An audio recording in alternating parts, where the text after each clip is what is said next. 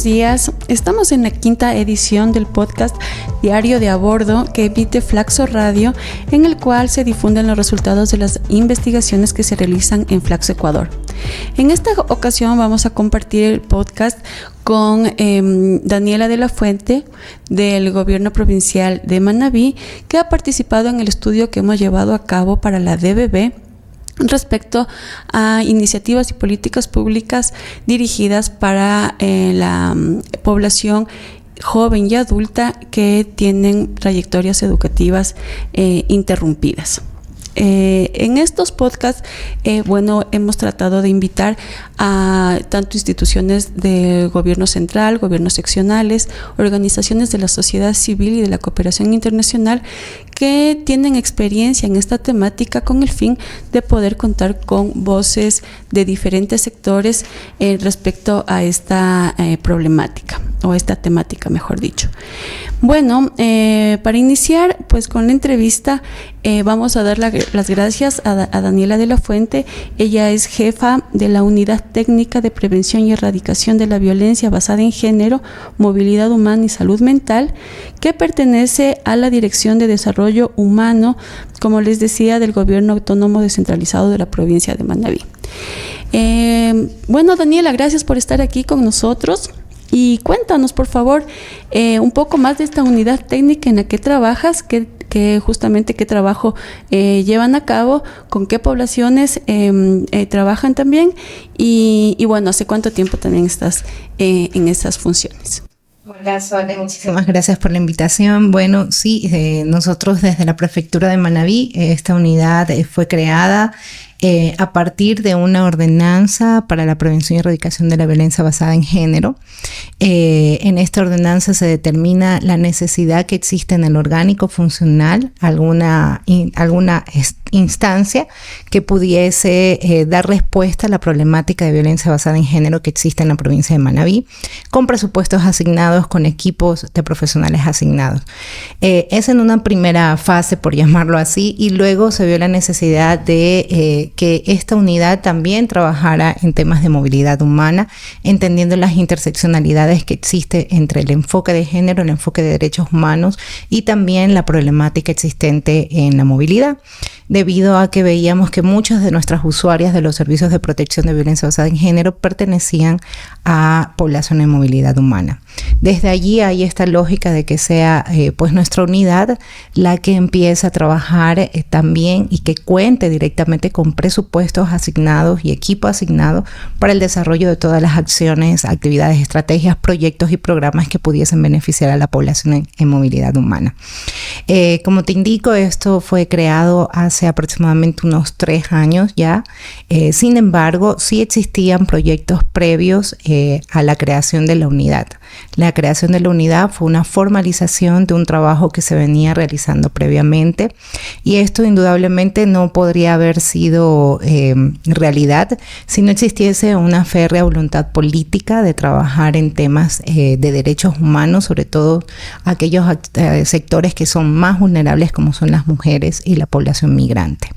En este sentido, el economista Leonardo Orlando empezó a activar a los grupos de trabajo y a conformar estos equipos de trabajo, porque en las anteriores administraciones no existía ningún tipo de trabajo previo, actividad, estrategia o proyecto previo en el que se haya incluido a la población en movilidad humana y que también tenga este enfoque de derechos y de igualdad y de equidad en temas de género. Y a partir de allí, la creación no solamente de un equipo de trabajo, de esquemas, de protocolos, de modelos de gestión, sino también de políticas públicas que puedan solventar y sostener a través del tiempo, a pesar de que las administraciones se vayan cambiando, pero que sin embargo queden dentro de la estructura del Gobierno Autónomo Descentralizado de Manabí, ya un eje de acción de protección y de atención y de garantía de derechos de esta población.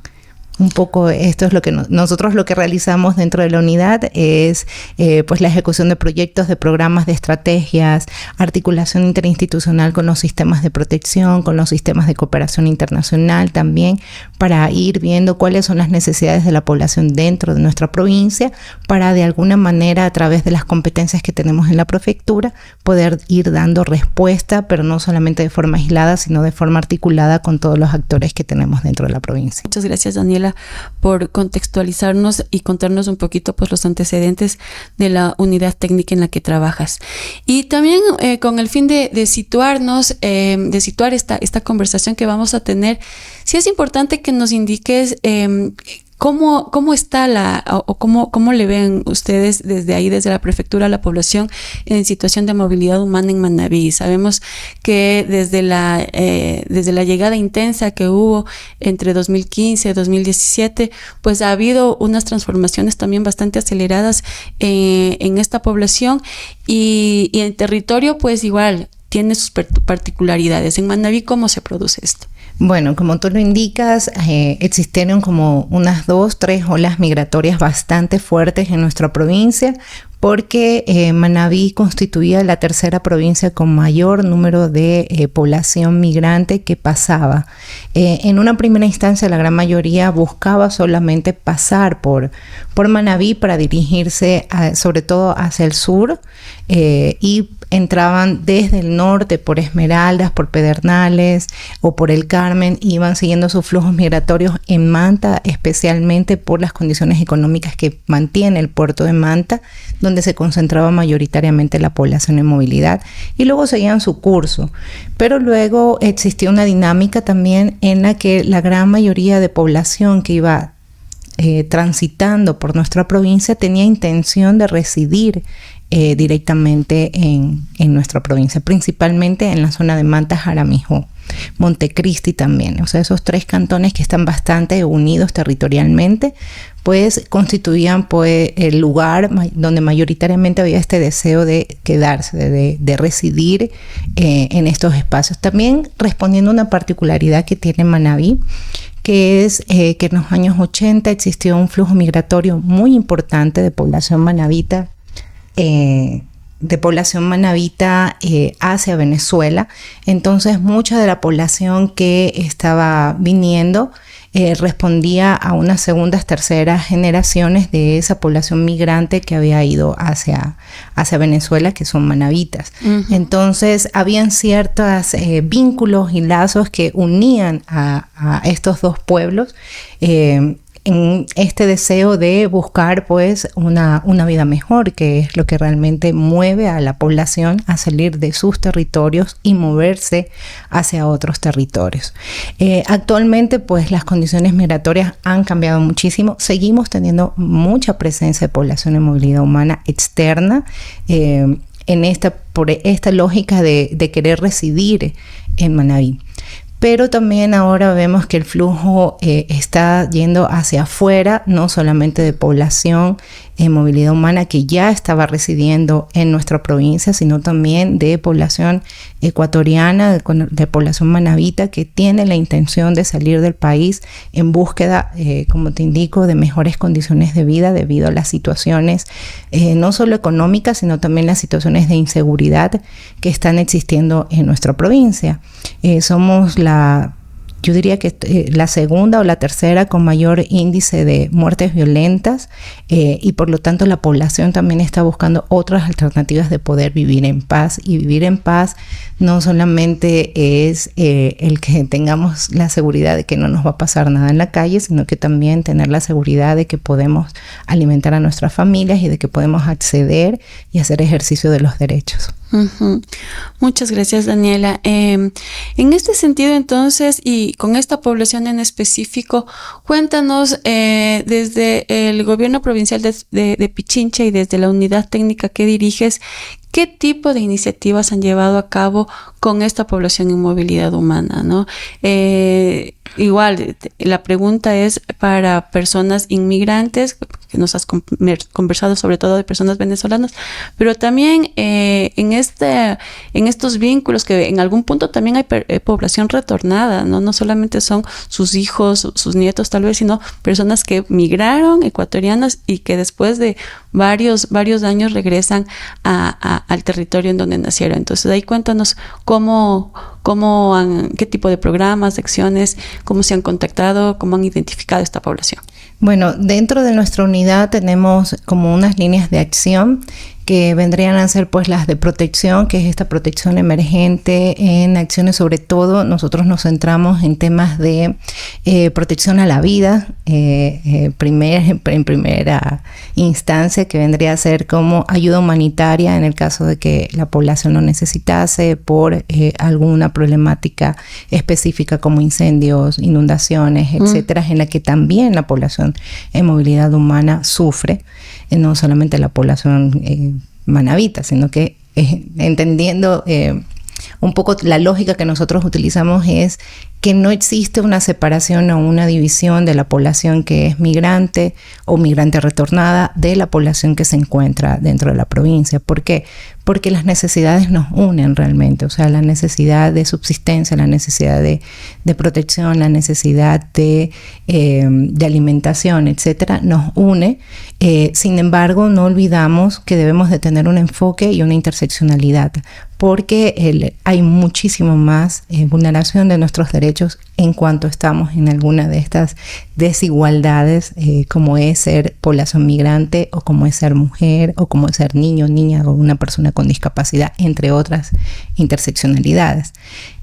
Pero sí tratamos de que no exista esta división y decir esto es para población en movilidad, esto es para población que requiere de una atención urgente en cuanto a protección y garantía de derechos, con los enfoques determinados, sí, pero sin hacer una distinción entre unos y otros.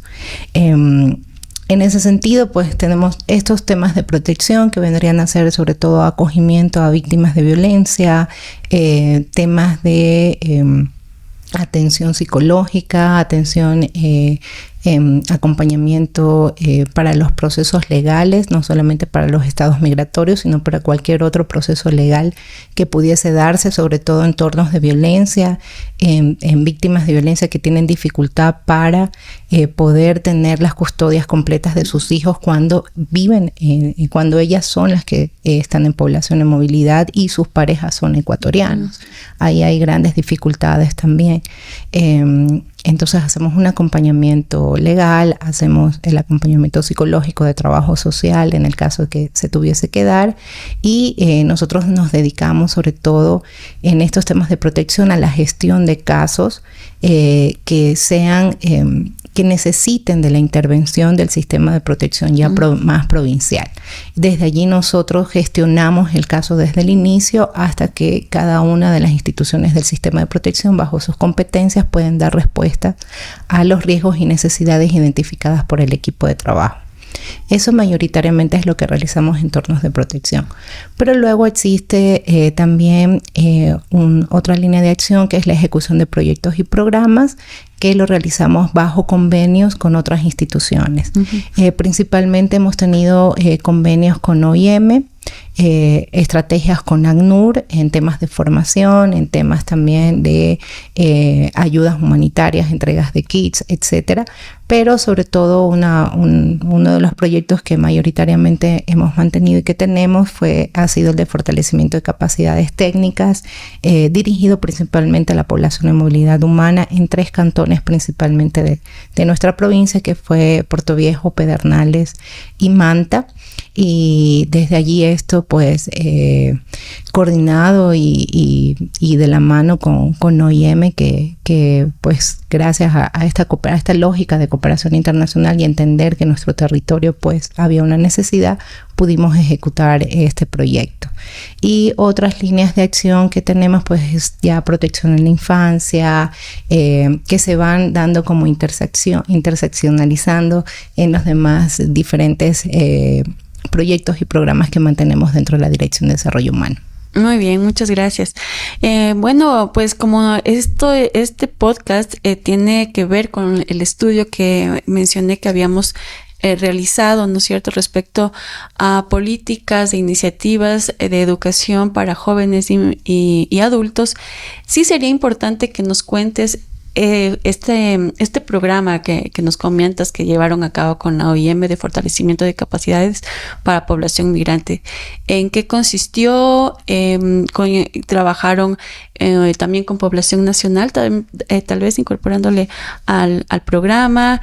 ¿Qué tipo de capacidades se fortalecieron? La incidencia que ha tenido este programa también en las vidas de estas personas. Cuéntanos un poco más en detalle, por favor. Bueno, este proyecto que fue de fortalecimiento de capacidades lo ejecutamos, como ya indiqué, en 3 sectores, en Pedernales y Manta y en Puerto Viejo, teniendo en cuenta los flujos migratorios mayoritarios que había en nuestra provincia y sobre todo con la intención de residir en esos cantones.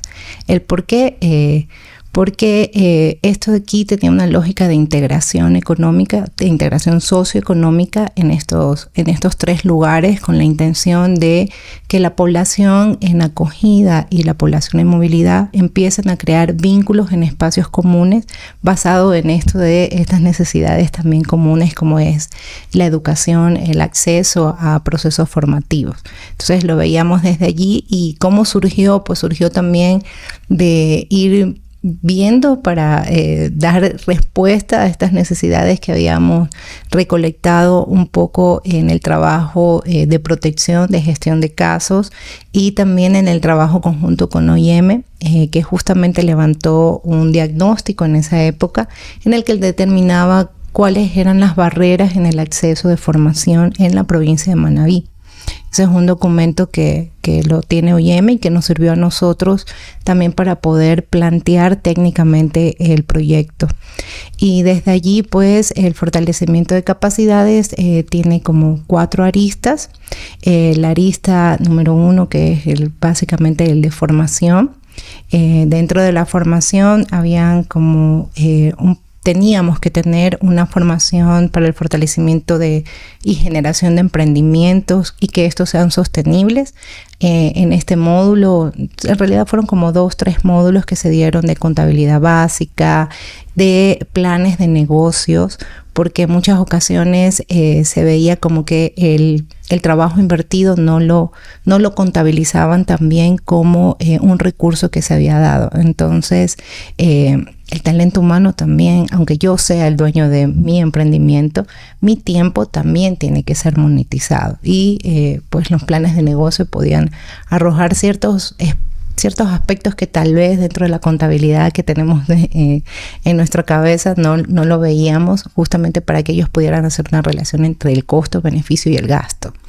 Y desde ahí, pues, marketing, temas de legislación, temas de acceso a registros sanitarios, de tributación, del RICE, etc. Parte importante de este proceso era la validación académica, es decir, que no solamente existiera un certificado por parte de la prefectura o de OIM, sino que existiera un certificado con horas académicas que estuviese validado por una universidad. En este sentido hicimos todo el proceso con la Universidad Técnica para que ellos nos pudieran dar el aval académico, y finalmente, pues, como muestras, deseamos de realizar ferias en cada uno de los cantones. Esta era la línea de formación, pero luego nos planteamos otra problemática, o sea, como que decíamos, bueno, ya, ¿cómo vamos a hacer para que la población que accede a este proceso pueda continuar entendiendo que existen otros factores que pueden irrumpir la voluntad y la intención de continuar estos procesos? Entonces vimos que era necesario la creación de espacios seguros infantiles para que las madres y los padres pudiesen tener a sus niños, mientras ellos recibían la formación. Allí había unas educadoras, todo el equipo tuvo una formación previa para poder trabajar con la población en movilidad humana, y pues estos niños no solamente recibían el tema de de educación, de refuerzo escolar, sino también el acceso a servicios de salud, de medicina general, nutrición, optometría y odontología a través de las brigadas médicas de la Dirección de Desarrollo Humano, el acompañamiento psicosocial para las familias y también los menores recibían alimentación. Un poco viendo esta necesidad nutricional, porque ahí los nutricionistas nos daban un diagnóstico de quién estaba en desnutrición aguda, quién estaba en desnutrición crónica. Allí todos los casos eran de desnutrición crónica y entendíamos que en algún momento del trayecto, pues estos menores habían estado en vulneración en torno a la alimentación. Entonces, la alimentación era bastante consciente para un poco aportar a las familias y ir saliendo un poco de la desnutrición crónica, porque entendemos que tiene un impacto educativo también en los niños. Luego la creación de un espacio virtual para que aquellas todas personas que no hayan podido acceder de manera presencial a los procesos educativos pudieran realizarlo en este espacio virtual. Es un aula virtual que todavía se encuentra activa, que se llama Formación en Acción, y en el que están los cursos que se dieron con las pruebas y que puedes dar y tener el certificado. Ya no el certificado con el aval académico, porque el aval académico tenía horas de prácticas, y en este es más bien un certificado teórico del aprendizaje que se realizó. Y por último, se realizó un ejercicio de asociaciones, de intención de asociaciones en esta primera fase. Nuestra idea es consolidar esas asociaciones o esas tentativas de asociaciones que se dieron en la ejecución de este proyecto, con la intención de que sea la colectividad la que presente los productos o servicios. Estas asociaciones podían tener productos como mermeladas, barras proteicas o diferentes productos, champú, jabón, etcétera, y que sea la asociación la que presente el producto para la obtención de los registros o la legalización de los productos. De esta manera, pues solventábamos esa primera problemática de yo tengo un estado migratorio irregular, por lo tanto no puedo acceder aquí porque me faltan un montón de documentos y de requisitos. Eso ocurre cuando es la persona natural, la persona como individuo la que presenta el producto. Pero en el caso de que lo presente una asociación, la asociación es la que debe de estar legalmente registrada. Entonces veíamos que también eso no solamente promocionaba el hecho del acceso a que los productos se legalizaran, por llamarlo de alguna manera, sino que promocionaba también la cohesión social que pudiese existir entre los participantes del proyecto, que no solamente era población en movilidad, sino también comunidad de acogida, que veían la necesidad de unirse para poder dar alternativas de manera comunitaria, de manera unida, asociativa, a estas problemáticas que estaban teniendo. Porque entre más fuerte es una asociación o empresa, por llamarlo así, pues más fuerte van a poder entrar a los mercados también. Y al mismo tiempo que estas asociaciones fueran mixtas, no solamente para la presentación de productos, sino también para los servicios de gafitería, servicios de electricidad, servicios de reparación de motores, y desde allí también pues se nos planteaba qué otras formaciones técnicas podíamos dar para fortalecer las asociaciones y también para que más población pudiese realizar o replicar estas acciones. Todo bajo la lógica también de la voluntad de las personas. O sea, todo es libre. Nadie está obligado a estar dentro de las asociaciones, porque si no, no funcionaría. Es la misma necesidad y la intención de estar juntos los que nos mantiene juntos y plantean seguir trabajando. Y eso es lo que nosotros ahora pues queremos trabajar y fortalecer, y a través de la prefectura sobre todo promoviendo y ayudando un poco, acompañando, más bien esa es la palabra, acompañando técnicamente con los equipos de abogados que mantenemos dentro de la dirección para que se legalicen estas asociaciones, para que sean ellos los abogados quienes acompañen en este proceso. Y eso que es un rubro bastante importante que las asociaciones tienen que en muchas ocasiones invertir para poder legalizarse y constituirse como tales. Y también poder ayudar a través de la Dirección de Fomento Productivo y también en otros procesos que tenemos, como es los registros sanitarios que dentro de la prefectura pues se llevan haciendo y facilitando a toda la población dentro de Manabí. Entonces nuestra idea era como ir engranando todas las acciones que tenemos dentro de la prefectura, impulsados sí desde nuestra unidad y acompañados desde nuestra unidad, pero ir incluyendo en los demás proyectos y programas que podamos tener dentro de la prefectura. Ahí tengo dos preguntas. La una tiene que ver con este apoyo importante, ¿no? de la OIM, de ACNUR, organismos o agencias de Naciones Unidas que normalmente está y que trabajan con poblaciones de movilidad humana y que aportan estos recursos financieros, y como hubo pues este recorte importante de recursos, ¿no es cierto? En este tipo en este sector específicamente, preguntarte de que si es que afectó en algún punto pues la ejecución de este proyecto, o tal vez una extensión del mismo. Y el otro tema también respecto a las asociaciones que nos cuentas que han facilitado, ¿no es cierto?, estas conexiones, ¿no?, entre la población beneficiaria y la población local también. Me queda la idea de que se están formando, de que han sido procesos que han ido a la par, ¿no es cierto?, con este programa de formación, de fortalecimiento de capacidades. No sé si es que han habido experiencias con asociaciones que ya existían previamente, y un poco también, esta sería también una tercera pregunta. ¿Cómo han visto ustedes que ha incidido todo este proceso en la población en movilidad humana, ¿no?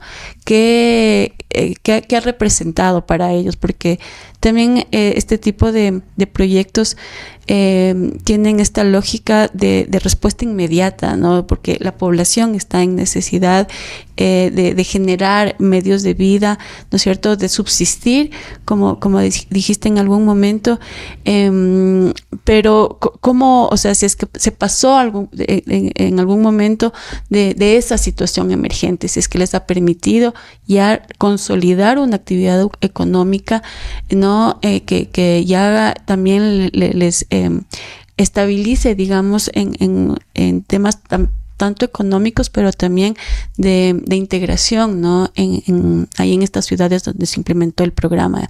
Sobre eso, ¿qué nos puedes decir? Tú me indicabas que es justamente el recorte importante que ha existido en cuanto a los fondos disponibles de la cooperación internacional. Sí, definitivamente ha afectado no solamente en cuanto a la inversión económica, sino que también en cuanto al acompañamiento técnico. Por ejemplo, en Manabí, el equipo de OIM pasó de tener 15, 16 personas en diferentes áreas con los cuales nosotros trabajábamos, sobre todo en acompañamientos, en gestión de casos, etcétera, a que al momento hayan 2, 3 personas. Entonces, claro que impacta muchísimo, porque hemos dejado de realizar actividades de sensibilización, actividades de acompañamiento de gestión de casos, diferentes actividades que pues veníamos realizando a lo largo del tiempo que se ha hecho la articulación con OIM, con ACNUR. Con ACNUR no ha habido tanta variación, pero con agencias como OIM sí que lo sentimos muchísimo dentro de prefectura. También despedirnos de compañeros bastante entrañables que habíamos mantenido relaciones y vínculos pues desde mucho tiempo. Y luego, evidentemente, hay proyectos que no pudieron darse una continuidad inmediata. Este es uno de ellos, porque pues en una primera instancia había esta intención por parte de OIM de continuar con este proyecto. Luego hubo como este tiempo de que no se sabía bien qué iba a pasar, qué no iba a pasar, por lo tanto nosotros tampoco podíamos ejecutarlo de forma propia. Y ahora hay otra dificultad también, que para poder implementarlo de forma propia, pues necesitamos un socio, un cooperante, y al haber menos menos organizaciones dentro de nuestra provincia debido al recorte, también hay una dificultad para que las organizaciones ejecuten proyectos también. Por ejemplo, es el caso de organizaciones que tuvieron que salir del territorio porque ya no tenían financiamiento por parte de UIM o ACNUR, con lo cual a nosotros nos deja con menos actores para poder coordinar y articular cualquier ejecución, entre ellas la ejecución de este proyecto. Sin embargo, sí tenemos la intención de continuar con él ya para el 2026, que justamente responde un poco a tu segunda pregunta. Todas estas asociaciones fueron identificadas en esta primera fase y nuestra intención ahora en esta segunda fase es consolidarlas, es que ya tengan su vida jurídica, que ellos ya tengan sus primeras experiencias en la presentación de productos, en ruedas de negocios o en otras actividades que ya son más de índole económico, de fortalecimiento de esa asociación. Realmente la segunda fase es fortalecimiento de las asociaciones y de manera independiente continuar con procesos formativos, pero entendemos que las asociaciones deben ser el nicho importante, porque eso también vendría a ser una respuesta para tu tercera pregunta, que es cómo pasar de esta emergencia de subsistencia, sobre todo en temas de emprendimientos, y dejar a un lado el tema de hacer empanadas o pinto las uñas o corto el pelo o cosas así, que realmente ninguna persona puede subsistir en base a esas actividades económicas.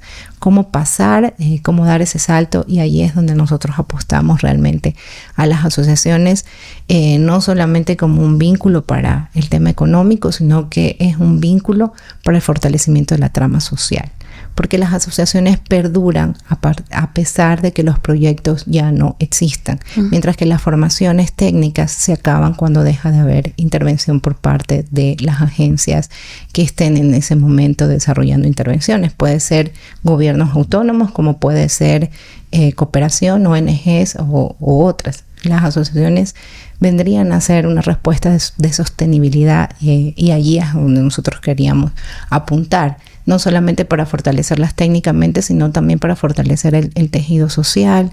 Desde allí también que sean asociaciones libres de violencia, de discriminación, de xenofobia, que se conviertan en espacios seguros, y algo que nosotros utilizamos muchísimo en Manabí, que es la creación y la construcción de una cultura de paz. Porque creo que mucho hablamos de temas de violencia, de las causas, de los efectos, de qué está ocurriendo, etcétera, pero a veces hablamos muy poco de cómo llegar a construir la paz, y allí realmente todavía vamos en un camino de descubrir, de ir descubriendo, y nosotros apostamos por el lenguaje positivo. No vamos a erradicar la violencia, vamos a construir la paz. Y en cuanto yo más mecanismos de construcción de paz tenga dentro del territorio, pues menos violencia existirá indudablemente. Y luego la tercera pregunta que me decías era esto de pasar de la emergencia a algo más sostenible. Sí, entendemos que las asociaciones es algo que pudiese darnos una alternativa, pero también hay que entender el contexto actual que existe en nuestra provincia de inseguridad, de precarización laboral, de subida de precios que difícilmente las familias pueden sostener, y esto no solamente afecta a la población en movilidad, sino que también afecta a la población más vulnerable de la provincia, con lo cual pues regresamos a lo mismo, a seguir teniendo la necesidad de una emergencia, porque la gente tiene que comer, o sea, la población tiene que comer. Entonces es muy complicado salir también de esta lógica de la emergencia si las condiciones económicas, de derechos, de estructura que existen dentro de nuestros territorios, del contexto que existe. O sea, la voluntad de las personas no es solamente aquello que nos puede cambiar, o sea, no, tiene que haber un contexto también de protección y de garantía de derechos. Si eso no existe, muy probablemente no vamos a salir del torno de la emergencia, y de hecho ahora estamos viendo que el flujo de migratorio es salir de Ecuador, salir de mi provincia, salir a otros lugares donde yo pueda solventar lo más básico, que es la alimentación. Sí, y también dinámicas de desplazamiento interno, ¿no? Así es. Justamente de territorios que presentan estos altos índices de violencia. Así es, Daniela. Yo creo que para ir cerrando, nos gustaría también que nos pudieras compartir tal vez una anécdota, alguna experiencia, algún recuerdo que se te venga a la mente justamente de este trabajo que nos comentas que han realizado ya durante todo este tiempo. Eso. Cuéntanos, ¿qué te ha movido más? Bueno, creo que a mí personalmente ha sido un crecimiento. No, yo soy médico de profesión. Nunca me imaginé trabajar directamente con población en movilidad. Para mí ha sido un crecimiento personal, profesional también, pero sobre todo personal, porque el ver, el estar con el otro hace que de alguna manera pues tú crezcas también como ser humano. Y creo que si me llevo una experiencia y una anécdota es haber podido compartir con muchísimas personas, con la población en movilidad, con los migrantes, con las personas en situación de calle o aquellas personas a las cuales les gestionamos los casos, porque te das cuenta de todo el trabajo que todavía hace falta por hacer. Te das cuenta que realmente pues no es una falla como humanidad. O sea, el que exista una persona sufriendo es una falla que tenemos todos como seres humanos, y todos desde el lugar en el que estamos llamados a transformar y a cambiar un poco la realidad desde cualquier lugar y espacio en el que nos encontremos. El poder acceder a esas realidades te vuelve más humano. El poder ver la alegría ante toda desesperanza también te vuelve una persona que entiende y comprende que la vida hay que vivirla, y que no hay que perder esa alegría de vivir nunca a pesar de los contextos que pudiésemos tener. Y luego la oportunidad también de trabajar con la cooperación, de trabajar articuladamente con otras instituciones, que a veces es muy frustrante, pero en otras ocasiones cuando existe una verdadera voluntad, pues podemos sacar grandes cosas, grandes proyectos, y luego ver también, creo que otra de las anécdotas es como plasmar aquello que uno plasma de manera técnica, cómo al momento de implementarla va modificándose para que eso técnico se vuelva más humano. Creo que desde allí me llevo esas experiencias, pero sobre todo la alegría de vivir y de tener la posibilidad de vivir lo que vivo día a día. Qué bien, Daniela. Me alegra mucho escuchar tus palabras justamente en estos momentos complicados que estamos viviendo, donde muchas veces el desánimo puede ser como muy, muy fuerte, ¿no? Pero mantenernos en esta idea de la posibilidad de aportar, de construir juntos, de que las peleas hay que darlas, ¿no? En todo sentido y en todo momento, y te agradezco muchísimo por esas palabras.